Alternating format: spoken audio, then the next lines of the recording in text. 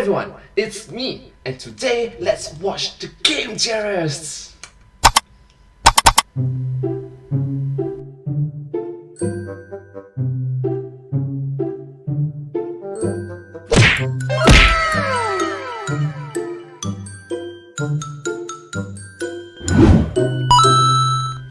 Let's start. Oh, hey, Matt. Oh, hey! You? It's me, Robert. We sat next to each other for like 3 semesters in college. Yeah, Richard. Robert. Robert, yep. How have you been? What are you up to these Richard, days? Robert. Done with college, I presume? Tech. I mean, laughing at the back, right? At the back, it's just like randomly just got Mr. Beast buying so much stuff. Technically, no, since I'm a professor now. Wow. Teacher humor. Anyway, what are you up to? Well, my life definitely took an unexpected turn. I'm actually a professional YouTuber now. Oh, God. Don't tell me you're setting couches on fire in your backyard. No, those people are the worst. No, I have a show where I actually talk about video games. Well, someone got lucky. So what do you do all day? It's about what you'd expect. Play video games, make fun of video games, read 29-page papers about binomial distributions in a series of Minecraft speedruns. Oh, wait, really? No, I'm just kidding. Only part of the paper deals with binomial distribution. The other sections describe modular arithmetic and the properties of linear congruential generators. Wow, that's a lot of difference. Oh. Hello, Internet! Welcome to Game Theory! Hello, welcome to Game Theory. Skip intro to save to save frame. Hi, thank you so much. Hello.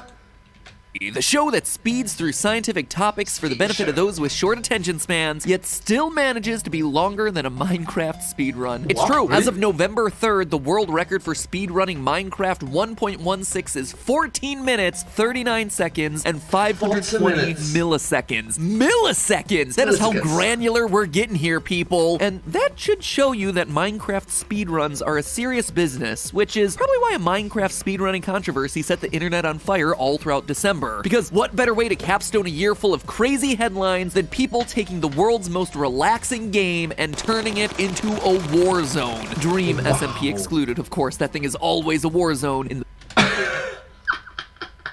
Dream SMP excluded. best way possible. But let's just say when the Minecraft speedrunning team puts together a 29-page paper claiming that Dream cheated while speedrunning Minecraft, and Dream in turn hires an anonymous astrophysicist to offer a 19-page rebuttal, all of it Astrophysicist. dealing with sampling bias and binomial distribution and computer modeling and statistics. It's kind of a big deal. When people are busting out latex, you know it's serious. I'm glad that maybe one of you got that reference. For everyone else, I'm not talking about like latex plastic. I'm talking about latex, a document preparation software that allows academics to get all those weird mathematical symbols into their docs. Because if you've ever tried to use Word, it don't work. So why then am I here? Well, honestly, I wasn't sure I wanted to cover this. I don't want to insert myself needlessly in drama. Also, this is future MatPat dropping in. We're finalizing this episode now to release in about a week, but Dream just issued his final word on the matter on Twitter. I don't want this video to be seen as beating a dead horse or reopening old wounds. Just took me a long time to work on the math, alright? And these videos take forever to edit. And while I could have just shelved the episode and taken the L on this one, now that the discussion is officially over, I think us being late to the party is actually a good thing, since there are Yay! I guess it's like, yay, you're late. But look at the right side. The mathematics does checks out, isn't it?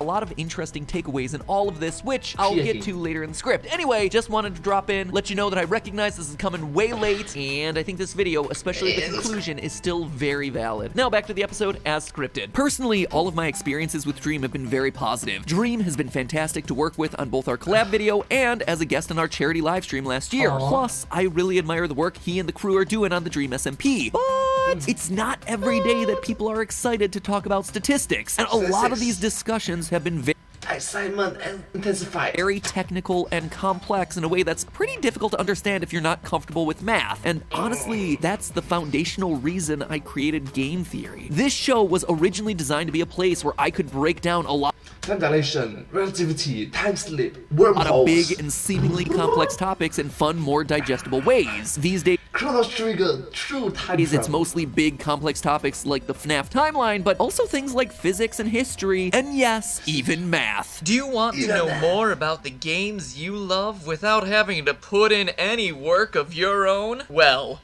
now you can play and learn. We have created Game Theory, gaming's tangential learning experience. Oh, the cringe. It is so bad. It's so bad, it's blinding me. Anyway, all joking aside, I was lucky enough to have teachers that got me excited to learn, who were good at explaining things, but I know other people aren't so lucky. So I always wanted this channel to be that place for whoever found it, to explain why these sorts of topics are actually a lot more fascinating than you might think. And this is absolutely one of those situations. It's also one of those situations where I think we all might be missing the bigger point in question, but I'm gonna get to that one a bit later. Understand? We all okay here? I'm not trying to attack anyone. This is purely meant for education. There's a lot of misinformation Purely meant for education. circulating here, and as that cringy old promo of Game Theory said, knowledge is power. Oh, I played the cringy promo again. What was I thinking? So I think it's worth starting from the beginning. Dream is a Minecraft speedrunner. That's a bit reductive, since these days he does a lot more than just speed. Oh my god, 15.8 million subscribers, 2.8 million followers. That is old news. He got more than that. Running, but the first time he appeared here on Game Theory, he introduced himself by saying, I'm Dream. I'm a Minecraft speedrunner. so yeah, I'm gonna go with that. Anyway, Dream at various points in the history of Minecraft speedrunning has held world records. Back in March 2020, he completed a run of Minecraft 1.14 in 32 minutes and 21 seconds, which at the time was a world record by 16 seconds. It was beaten several days later, so Dream came back to reclaim the crown with a time of 26 minutes and 44 seconds. In June, he once again claimed the title of world record holder with a run of Minecraft 1.15 in 22 minutes, 4 seconds.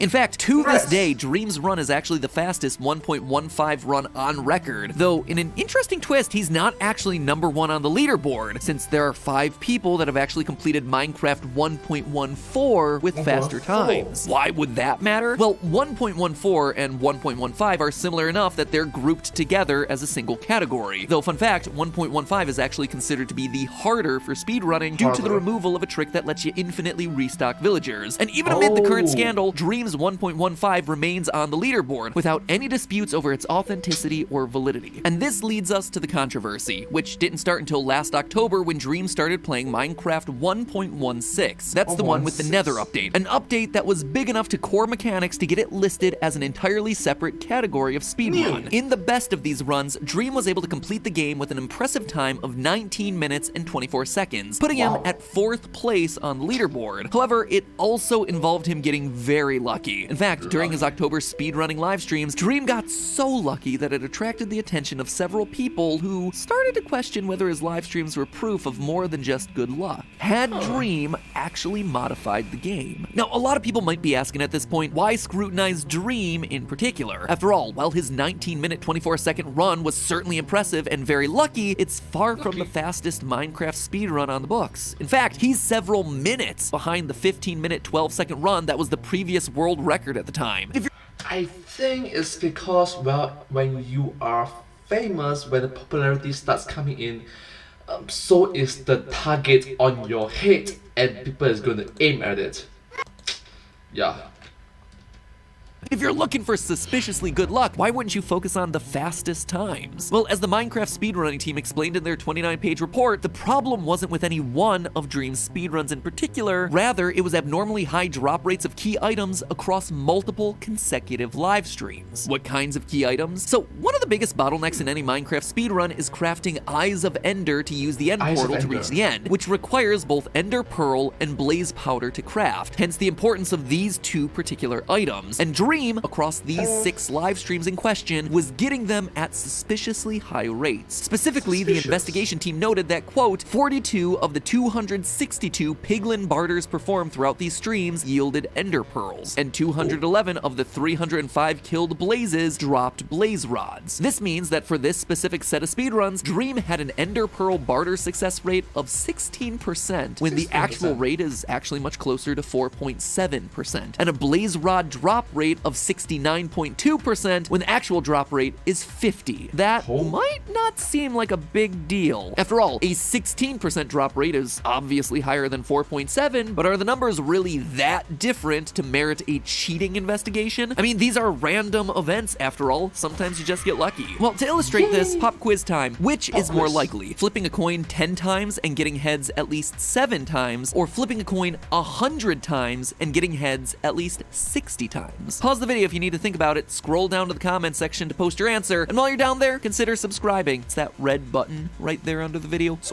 really satisfying to click, and I cover a lot of Minecraft lore. In fact, I've probably put more lore into this game than Mojang has. Anyway, y'all ready with your answer? I think it's A, 10 times and 7 hits. Great, here it is. Your chance of flipping a coin 10 times and getting heads 7 or more times is 17%. Your chance of flipping a coin 100 times and getting heads 60 or more times is 2.84%. Yeah, it is way less likely. Now, that result might seem counterintuitive. I'm so sorry. Yeah. It's just intuitive that I thought that A means something, but, well, it's my fault. I'm sorry. Okay. Back to the video. Intuitive at first, but as your dataset gets larger and larger, the more likely it is to reflect the true odds, which, when you're talking about coin flips, is 50-50. You want an even more extreme example? Your chances of flipping a coin 10 times and getting heads 8 or more times, 5.47%, are actually significantly higher than your chances of flipping that same coin 10,000 times and getting heads 51% or more. All you're talking is 5,100 times, 100 over half. The probability of that one happening is 2.32%. At a glance, you might say, hey, 51% odds. That's only 1% away from 50. Why would it be so improbable? But this is a phenomenon that's described in statistics as regression towards the mean. Regression towards the mean. Or sometimes reversion to mediocrity, which... Reversion to mediocrity. The more you know. Yeah. Is how I like to describe most of the content on the YouTube trending tab. Oh, get dunked on YouTube trending tab! Watch, this episode is gonna wind up on the YouTube trending tab. So how does this all apply to Minecraft? Well, for example, you only have a 4.7% chance of getting an ender pearl from a piglin barter. You might get lucky and get an ender pearl after, say, 4 attempts, leaving you with a 25% drop rate, but the more times you try, the closer and closer you should be getting to the true drop rate of 4.7%. And when you're talking about over 20 hours of live streams and hundreds of barter attempts, you'd expect the number to be pretty much closer to that expected value, which, and I'm just gonna call this fact out, means that if cheating was involved in this situation, it was the fact that Dream showed his work that got him flagged. It wasn't the individual record-setting run itself that set off the alarms, it was that plus all the other 20 plus hours of run attempts aired online around it. An individual run wouldn't have had enough drops to show any sort of subtle tampering or bias. In other words, if there was cheating involved, and this was just an individual run that happened offline, completely removed from any context, and then was submitted for consideration, none of this would have happened. There'd be no way to verify the validity of the run, unless, of course, I'm missing something here. Just thought it was an interesting loophole that this whole situation brought up that probably should be closed up. Now, let's think about an extreme example of luck, winning the lottery. The chance of you buying a lottery ticket and winning the Mega Millions jackpot are roughly 1 in 300 million. Those are some incredibly low odds, but obviously some people do get lucky enough to win the lottery. I won a lottery! That's great. And it wouldn't make sense. Oh my god! That pet looks so young! Aww! That's great! To track down that lottery winner and question that person about cheating. On the other hand, if the same person were to win the jackpot multiple times, well, that's when fraud investigators are going to start getting involved. This example illustrates one of Dream's early responses to being singled out for the review, that he just happened to win the lottery. He got extremely lucky, and by looking only at those instances of extreme luck, the review team was seeing skewed numbers. Quote from his response: rather than taking a truly random sample, the sample starts when the luck seems off, and the sample ends as soon as I hit a personal best goal of 19 minutes. Although this can be touted as a random set of data, it is most definitely not. End quote. This is an issue known as sampling bias, referring to the fact that Dream's speedrunning streams weren't randomly chosen for review. People spent hours poring over the data specifically because someone noticed that it seemed to be getting luckier than normal. And obviously, if you scrutinize someone specifically because they seem to be getting lucky, when you look at the results, well, they're gonna seem luckier than normal. True. See? You see? Take a look. Right? When you are famous, when you are popular, the target is on your head. And people is gonna scrutinize. People is gonna say that there's bias involved. But actually it's just plain luck, unfortunately. Oh, fortunately enough. So to combat the bias, what everyone has been calculating and arguing about in their massive research papers are the odds of drops this lucky happening. Official report by the Minecraft speedrunning team and rebuttal by anonymous astrophysicists. Not specifically to Dream, but to literally any Minecraft player in existence. You know the old saying about how if a monkey is hitting keys at random on a typewriter for an infinite amount of time, it'll eventually write the complete works of Shakespeare? It's based on the idea that something super improbable will almost surely happen given enough time and enough attempts. And it's an actual theory, a statistical theory. A statistical theory. It's like, thank you so much, but hey, that's just a theory. A statistical theory. Thanks for watching. Thank you. I'm joking aside, I'm joking.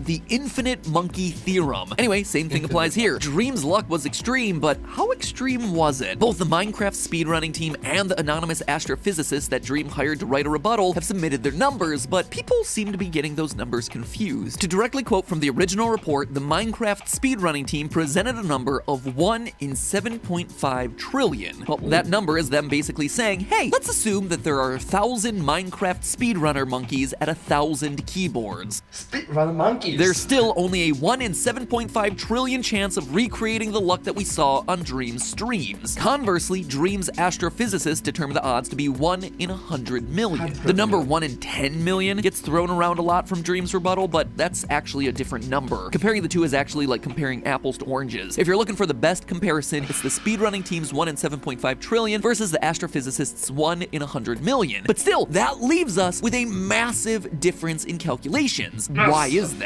Well, as much as I'd like it to be, it isn't something that has one big answer, but instead, a lot of smaller answers, which, you know, is why these arguments are happening in 20+ page documents. It includes things like differences in the application of the stopping criterion, different estimates for the total number of live streams, other differences to account for sampling bias, and differences in accounting for p-hack. Differences in the application of the stopping criteria. Different estimates for the total number of live streams. Other differences to account for sampling bias, of course. Differences in accounting for p-hacking bias. Wow, different sets of factors involved. Bias. We've already covered the sampling bias discussion in broad strokes, and we're about to touch on that last one, p-hacking. But as you can see, it's a lot. Much more than I actually want to get into here. If you want to get into the nitty-gritty of it, I highly recommend Mathemaniac's video breaking down all the arguments point by point from a mathematical, deeply statistical perspective. Good job, Mathemaniac. Keep doing the good work. Thank you, theory bro. All of this, I just hope, illustrates the wider point here, that this is a complex topic with a lot of different questions to consider, all using numbers that, at the very best, are rough estimates that are very flexible. Which leads us to the last point I want to talk about, p-hacking. P-hacking. And that's the thing, because all these are very mathematical and people tend not to like, oh, it's mathematics again, numbers again, oh. People just want the truth. Do you lie or do you cheat? Do you not lie, do you not cheat? People can't think of like all these big numbers. Most of the time.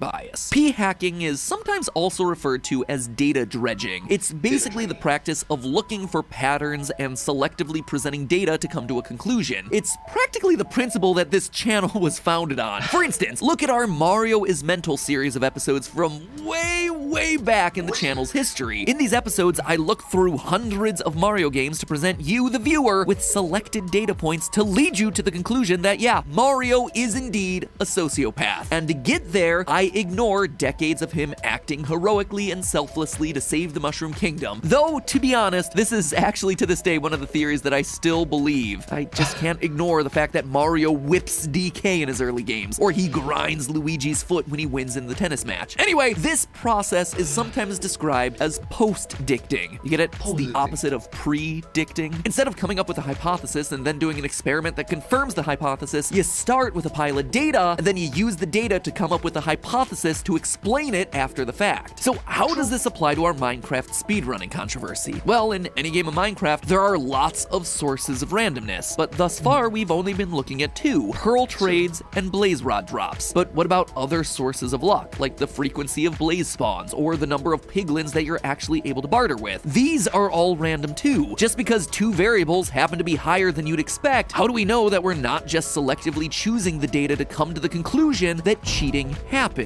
Well, it all depends on the number of variables. If there are only 10 factors to consider and 2 are unusual, well then yeah, it's hard to deny that something suspicious is going on. But if there are, say, 1,000 possible variables, well, then it's very easy to cherry pick 2 of them and come up with a false correlation. In fact, Oh gosh, stop with the cherry picking. Come on, people. There is biasness, sampling bias. Gosh, my goodness.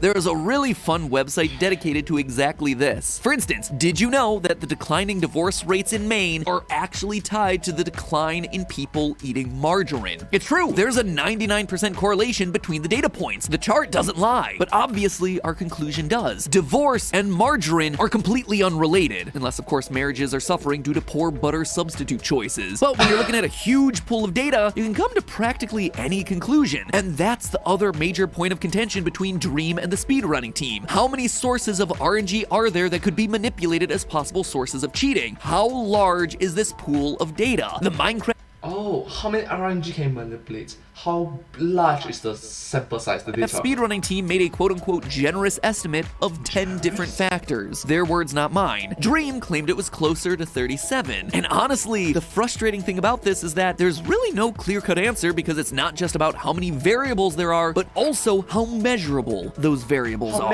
I bring all of this up, 1, to explain it a bit more clearly, and 2, to point out that some of these calculations and differences between the numbers are based on numbers coming from assumptions that can feel kind of arbitrary, and that's where there's room for debate here. But all of this, for as great as it is to talk about statistics, I think is missing the point. Yes, it is essential to uphold integrity on speedrun boards, 100% absolutely super important, but are we sure that this is a game that should have a speedrun board in the first place? For all the back and forth on this topic, one thing that's not in dispute here is the dependence of luck in Minecraft 1.16 speedrunning. Well, the Nether update was much beloved by many Minecraft players outside of the speedrunning community, myself included, given the huge amount of theory fodder that it added to the game. The speedrunning community hasn't exactly welcomed it with open arms, and it's led to a bit of a divide, with Minecraft 1.16 considered so different from previous versions as to warrant its own leaderboard. The update substantially changes the amount of time needed to complete Minecraft under ideal conditions. As I'm recording this, the fastest pre-1.16 Minecraft speedrun has a completion time of 19 minutes 36 seconds, whereas with version 1.16, the fastest time is a mere 14 minutes and 36 seconds. Wait, what? Wait, what? There's a 5 minutes difference. Why? Why? It's the same game, just one update. So why would 1.16 be so divisive? Well, it all comes down to how you go fast in 1.16. The thing that makes 1.16 speedruns so much faster, saving as much as 5 minutes compared to previous versions of Minecraft, don't have to do with tricks like bunny hopping, or diagonal bridging, or other methods that Minecraft speedrunners have spent years perfecting. It all has to do with what we've been talking about this entire time: random events. And most specifically, the piglin barter. That ender Random events. Pearl trade is where the extra speed of Minecraft 1.16 comes from compared to previous versions. And unlike bunny hopping or bridging, this isn't the kind of thing that you can get better at by practicing. Whether the bartering system gives you the items you need mostly comes down to pure randomness, and bad luck can ruin the most skilled of runs. Now, obviously RNG has been a big part of speedrunning, and especially Minecraft speedrunning since the start. After all, the most popular speedrunning category involves playing on worlds generated from a random seed. But that's sort of randomness is seen by many runners as the interesting kind, the kind that forces you to improvise along the way. To me, speedruns like that test the most important. Oh my gosh, I really like it. When you mentioned about improvise, they use the classic people involved for the comedy. important skill that you can have as a gamer, something that I call sight reading a game. Having enough fundamental skill and knowledge of the game's mechanics that you can just be dropped into it and know what to do in order to put down a solid time, no matter what curveballs the game may throw your way. But barter RNG doesn't really challenge the player that way. It's more like a slot machine where you just shove gold at an NPC and hope for the best. And the swing in times that it can create is massive, larger than many other RNG elements from the past, maybe even speedrun breaking, which merits the question, does it defeat the underlying goal of what being a speedrunner is? It's not surprising that Dream's exceptional luck is certainly one of the most attention-getting and controversial parts of this whole incident. After all, he's a YouTuber with 15+ million subscribers, and even more who aren't subscribed to his channel. But that doesn't change the fact that with version 1.16, Minecraft has become a game where your ability to set a world record is mostly up to random chance. It's partly a measure of your skill, absolutely, but arguably the biggest thing that's being tested is your patience. Do you have the persistence to keep playing for the hundreds or thousands of hours it takes for the RNG to bless you with the luck that you need to get the best time? Is it even worthwhile to invest those hundreds or thousands of hours when the most important factor in your success is something that's completely out of your control? So then, what would the alternative be? Perhaps a more accurate yearly indicator of the best speedrunner for that version of the game would be a tournament of speedrun races, dropping 2 or more players into the same random world seed and seeing who can roll with the punches the best, who can use their knowledge of the game to get to the end of the end the fastest. You would probably have to make piglin bartering off limits, but would that be any different from a Smash Brothers tournament where certain characters aren't able to be used because of imbalance or being broken? I don't know, it's just a thought that I wanted to bring up. And heck, I just really enjoy watching a competitive version of Minecraft, because let's face it, if that comes out of all this controversy, well, I'd definitely call that a silver lining. Well, that and everyone being forced to learn statistics in order to talk about it. But it's like, oh my god, everybody have to learn statistics and numbers, all the math. Hey, like I said earlier, learning is and should always be fun. And lucky for us, today's sponsor, Skillshare, makes it fast and easy to learn new skills from the comfort of your own home. Skillshare is an online learning community with thousands of inspiring classes for creative and curious people just like yourself. Explore new skills, deepen existing passions, and get lost in creativity. They have classes for all interests coming from industry professionals in all sorts of fields like photography, graphic design, animation, music production. Hit those sick beats! Rap Pat is coming at ya. In all seriousness though, I am a person who can't keep a plant alive to save my life. You've heard of a green thumb? Well, my thumb is gray and sludgy and kills everything it touches. I am literally the muck of gardening. But one of my New Year's resolutions is to remedy that. And thanks to Chris Satch and his class Happy Houseplants, I am well on my way to turning my house into the Studio Ghibli greenhouse of my dreams. Move over, top plant YouTuber Plantarina. There's a new YouTube botanist in town and his name is Matt Plant. Skillshare is curated specifically for learning, meaning there are no ads, and they're always launching new premium classes, so you can stay focused and follow wherever your creativity takes you, all for less than $10 a month with an annual subscription. And best of all, they've been kind enough to offer me a special offer to give to you. The first 1,000 of my subscribers who click the link in the description below are gonna get themselves a free trial of a premium membership. Unlimited learning, absolutely $0, all at your fingertips. So try Skillshare today, find yourself a new hobby, master a new skill, and as always, remember, that's just a theory. A game theory. Thanks for watching. Thank you so much. Matt Pet! Oh no, Matt Plant!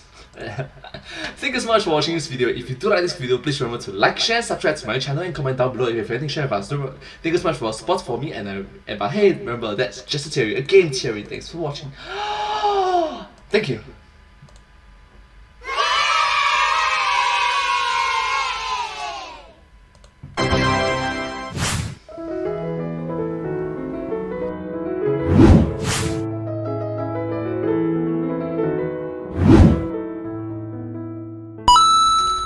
Oh my god, this video is super long. Okay, thank you so much for watching this video. If you do like this video, please remember to watch more of their videos from the YouTube channel Game Theorists in the year 2021.